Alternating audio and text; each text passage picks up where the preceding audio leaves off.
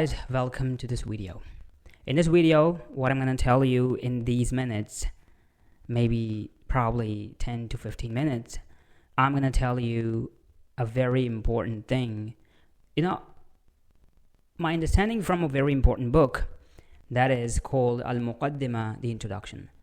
Now, what is the reason behind this book and why I'm going to tell you the secrets that this book have in it? The very first thing is that this book is written by Ibn Khaldun, an Arab scholar who was, you can say, the best of the Arab scholars. The second important thing, which is the key highlight of this book, is that this book was written in 1377 CE, which is 600 years ago. Now, you probably might say that you have a lot more books more older than that, right? For example, we have books from the era of Roman Empire, Alexander the Great, right? And we have then divine books like Bibles, like Quran. But what's most important about this book is that this book covers the core principles of psychology.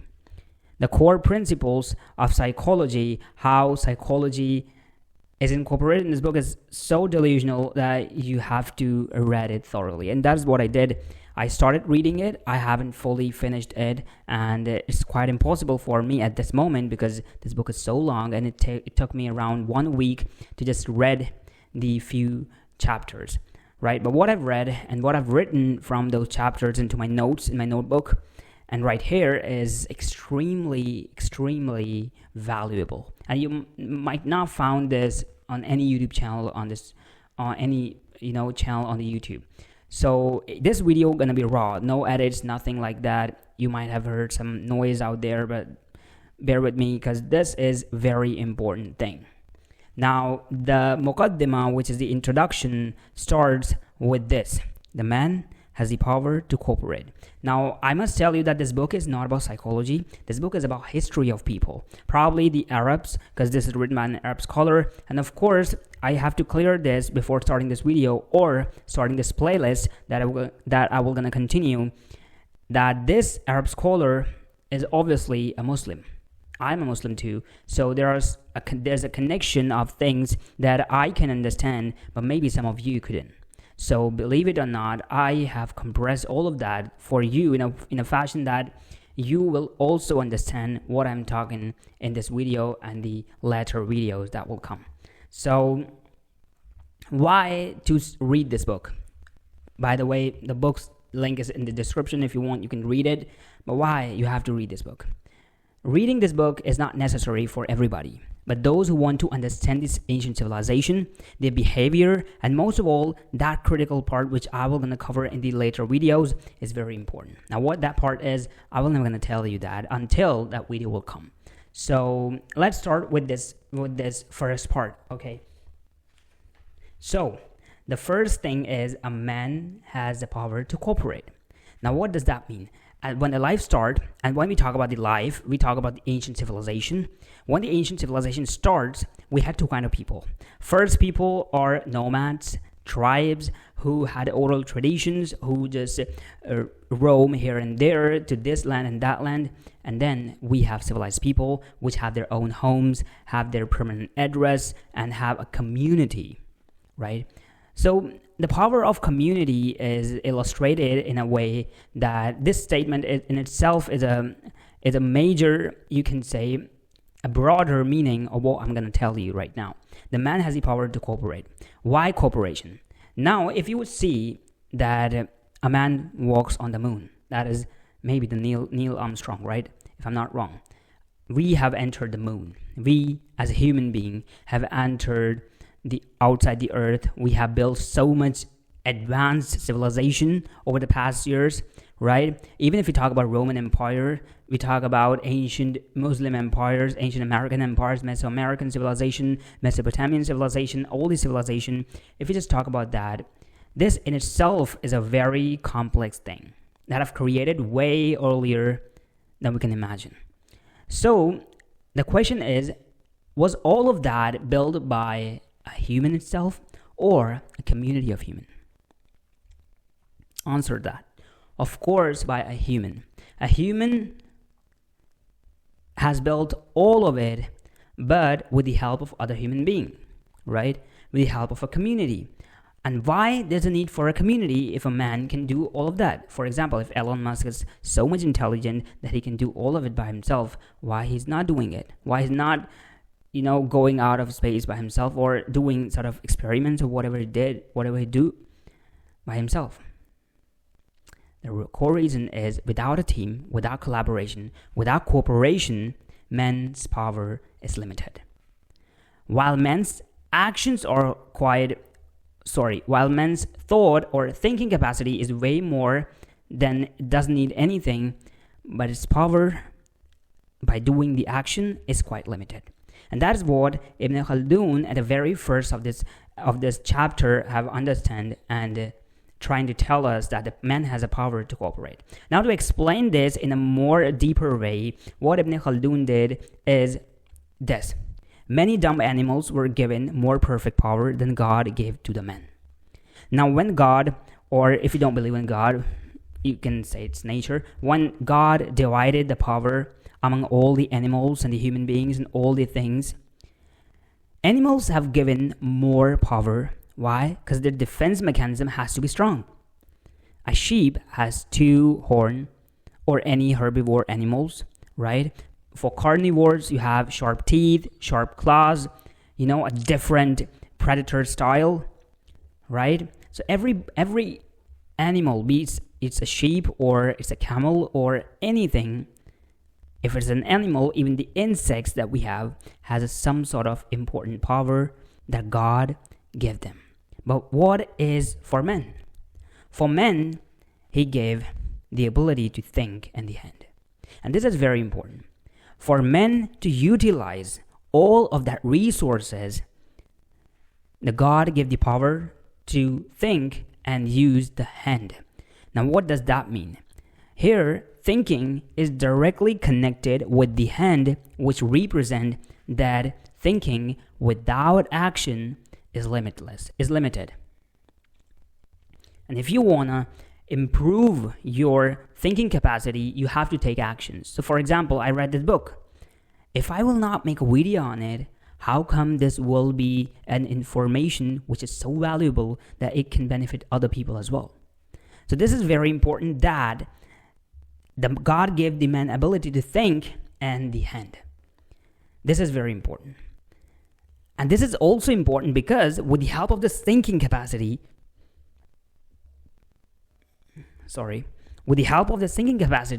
man can exploit animals in a different fashion, right? Maybe, yes. Craft helped men to exploit animal defenses. Now, what is craft? I will tell you, but after this one.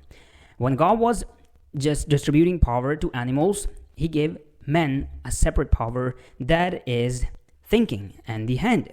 Then, aggressiveness is a natural in living beings. Since every living being, including animals or humans, have the aggression, the aggressiveness, right? Therefore, God gave each of them a special limb for defense against aggression, as I've said before. If a goat has to show aggressiveness, it will show by its horn. If a lion has to show his aggressiveness, he will show it by his terror and his style and his roar and his claws and teeth, right? If a human have to show the aggression, he will show by his action. He will show the aggression by his actions, by his voice. So this is very important, that God gave every person the aggressiveness and the special limb for aggression. Now, what is the special limb? We have understood that the special limb for lion could be his teeth, its claws. For a bird, its power to fly, or some, if you talk about eagle, it's about his beak or claws. For sheep, it's the horn. For buffaloes, the same. But what about human? What does God give to a human? The God gave human the ability to think and the hand. The special limb that Ibn Khaldun is talking about against the aggression is what? The hand and the thinking capacity that a man have. So with that thinking capacity, if you just thought about the early people, the early Homo sapiens, for the hunting, is hunting is what? Hunting is just the thinking and the hands connection. So that is what it did. A human being, let's say a hunter, used thinking and hand, and it made craft. Craft is something, an instrument which is used for a certain thing. Now, for the defense mechanism of a human against any animal was craft helped men to exploit animal defenses. Was what craft? Craft is something like a man created a spear for hunting a deer, right? It's a rhyme. A man created a spear hunting for a deer, right? It's like that. So thinking that, okay, if I saw that a lion, so this is the power of thinking. Think about it. A man saw that a lion is hunting a deer and how it is hunting with the agility and with the sharpness of its teeth or claw. So what human mind have analyzed from that is that if I have to use the power of lion, I have to make an instrument that is from the craft that I can use. Hand is just action. Thinking is the power of thinking. Is observing, analyzing a thing. So then what a man did, he created a sharp edged thing like the spear top and make it in such a fashion that it creates agility. It picks up the momentum or the speed. So if you just see the technique is just related like the animal uses while hunting the prey. So it's very important that a man has aggression, and for that aggression he has a special limb that is thinking. Now I'm just talking about action and thinking, and I'm talking about the hunter-gatherers, but think in the modern way. Okay, let me just show you my notes. Wait a minute.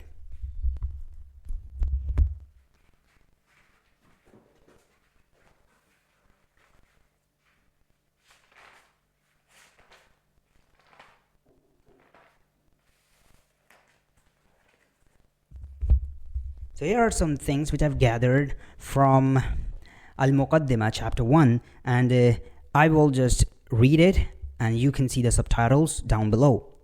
A human cannot do without a combination of many powers from among his fellow beings if he is to obtain food for himself and for them, I mean the community, though through cooperation the need of a number of persons many times greater than their own numbers can be satisfied. So this is important. A man need a cooperation, a team. Without it, man is not enough. And that is the core thing that we have to understand in life, that without making a culture, without making a team, without being able to surround us with like-minded people, we might not go further in life. The second thing is when God fashioned the nature of all living beings and he divided various power among them, many dumb animals were given more perfect power than God gave to man.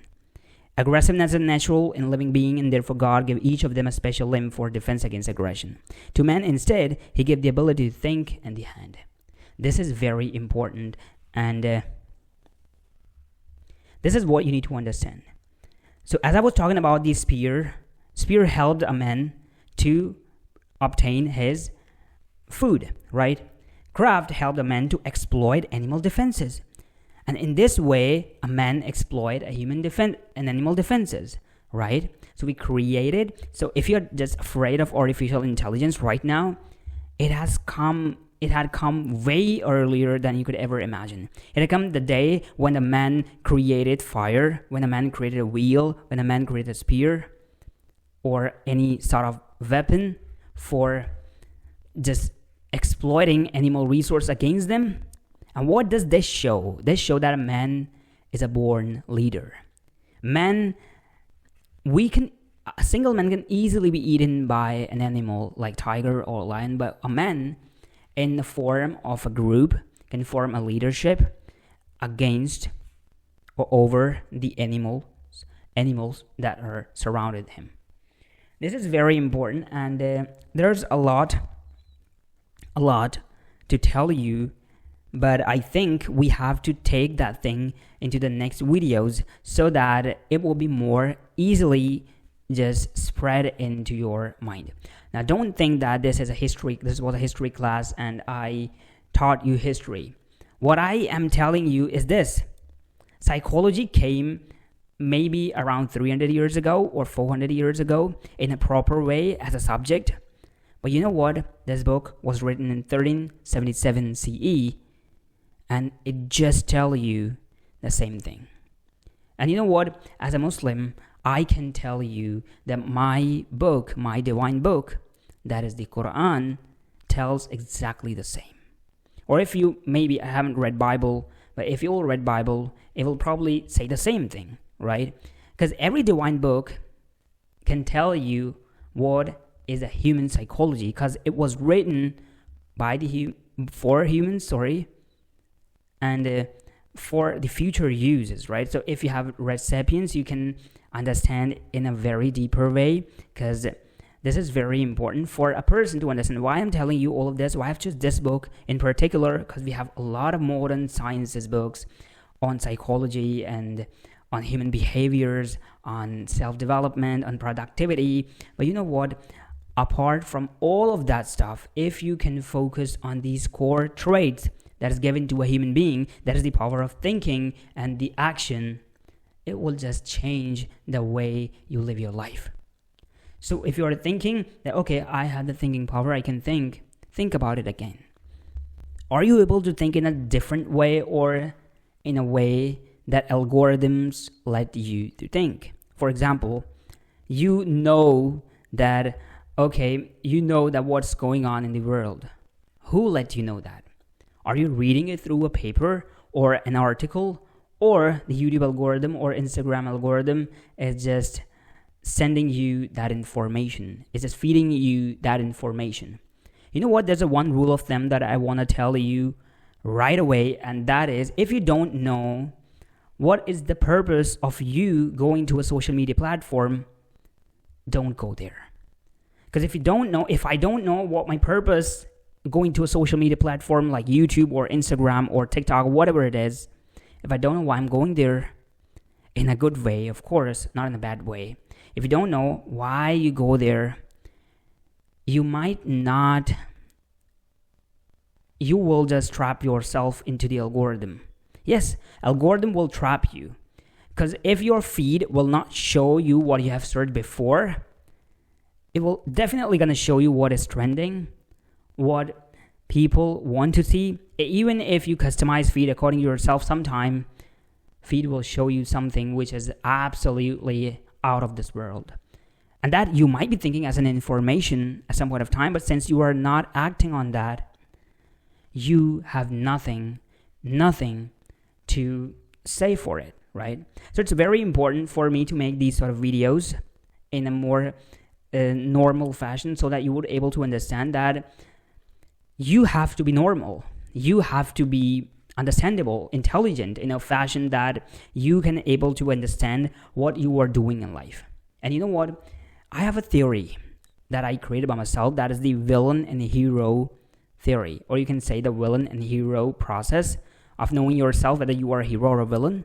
I have a free PDF, or you can say free ebook in my description. You can just go there, download it. It will not only give you the proper dynamics of what a hero or what a villain is in real life with the examples, but also give you 5-step approach of how you can become a hero in life. So make sure to read it. The link is in the description, and wait for my next book to come, that is the Master Sense. And I'm writing Master Sense for people who want to excel in anything they want in a more faster way. Because you might be thinking that, oh, now we have AI, we can do anything faster. No, AI cannot suffice you unless you don't know where to go. The purpose is important. If you don't know the purpose, you cannot go anywhere, even if you have AI. So make sure to find that sort of thing which can help you more in a longer run and less in a quick fashion, right? So this is the end of this video, and this is the end of this first video of this playlist, the introduction. Share your reviews, what you like about it, what you don't like about it, in the comment box, and subscribe to our channel if you want to see more videos like this in this format. If you like this format, make sure to highlight that in the comments as well, and meet you in the next one. Until then, Fuzail, signing off.